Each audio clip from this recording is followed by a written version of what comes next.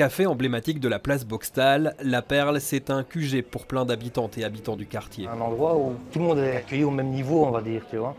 Donc tout le monde est libre et la bienvenue. C'est cool de pouvoir côtoyer tous ces milieux, toutes ces cultures, toutes ces mentalités. Chaque samedi, c'est karaoké. Tu as les gens qui prennent le micro donc chez nos DJ et puis ils se retournent soit vers l'écran ou soit vers la télé et ils se mettent à chanter, tu vois, à faire leur live, quoi. La Perle, c'est aussi le symbole d'une Bruxelles conviviale et multiculturelle. Pablo Garriz a voulu le raconter dans son film Les Rengaines, lui qui a vécu à côté pendant plusieurs années. J'ai pris le prétexte de la soirée karaoké pour faire un portrait du lieu et notre axe c'était de raconter comment est-ce que les gens avaient une relation à la musique, à la chanson. La chanson leur permettait vraiment d'exprimer des trucs qu'ils ne pouvaient pas forcément dire et puis que c'était mais c'était surtout ce qu'a fait, c'est pour moi surtout un lieu protecteur pour les gens, quoi. Ce soir le premier pas,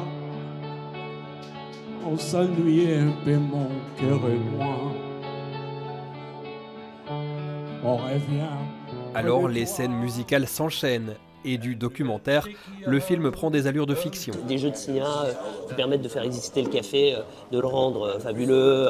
On a une scène d'animation dans le film, ça finit par une scène de comédie musicale très mise en scène. Le résultat convainc, à commencer par Nico, le tenancier. J'ai pas eu le choix d'admettre, on va dire, que c'était fort, en fait, que la musique était puissante par rapport aux histoires des gens, dans leur enfance, ou des choses qui sont liées avec leurs parents, ou toutes des choses du passé, quoi. Ou des autres, que tu vois, ils ont eu des fils dans la vie, ils chantent des morceaux qui ont du sens, quoi.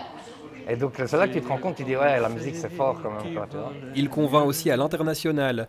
Le film a déjà reçu plusieurs prix. Son histoire, très singulière, est universelle, celle d'un café d'irréductible qui résiste encore à la gentrification. À Bruxelles, quand j'y suis arrivé il y a 10 ans, c'était vraiment propre à l'ADN de la ville, quoi, les cafés populaires où les populations se mélangeaient, tout ça. En 10 ans, déjà, ils ont beaucoup reculé, ils ont été remplacés par des endroits plus standardisés, avec des populations plus précises, avec des tarifs plus chers. Je crois que ce truc de gentrification fait aussi qu'il y a un intérêt qui est porté à ces lieux-là parce qu'ils sont menacés d'une forme de disparition. Comme une archive de Bruxelles, à voir cette semaine au festival en ville, Les Rengaines est aussi sélectionné au Maghreb. Et puis s'il y a le Maghreb, je pense que je viendrai le déposer ici, quoi, tu vois.